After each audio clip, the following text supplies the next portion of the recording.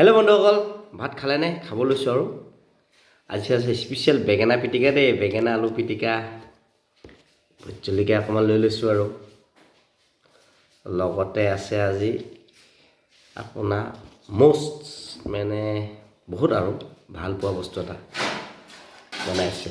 আমাৰ মায়ে বনায় আগত খুব, আজিকালি আমি বনাই খাওঁ। মোৰ মানুহজনী হওক বা বৌ হওক বনাই দিয়ে চানা, আলু আৰু পাৰ মাংস। কৃষ্ণ, পাৰ দুটা কিনি আনিছিলোঁ খাম বুলি। মাজে মাজে খাওঁ। আগতে গাঁৱত থ'লে পাৰ নিজে ঘৰতে আছিলে ঢেৰ, কিন্তু আজিকালি উপায় নাই।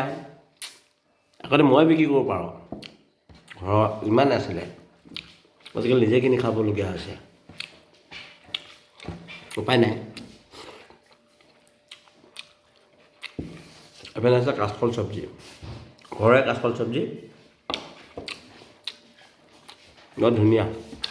খাই আছোঁ এইখিনি আৰু কাচকল অলপ এয়া আছে এনেকৈ আৰু পাৰ মাংস, আলু আৰু বুট, কিছুমানে বুটকৈ আমি কাঁচা চানা কওঁ, দি দিছিলে। এইটো আৰু মিক্স কৰি দিলে চানাৰ লগত বৰ ধুনীয়া হয়। তাকে আৰু চানা, আলু, বুট, পাৰ মাংস, বেঙেনা আলু পিটিকা, কাচকল, ভোট জলকীয়া।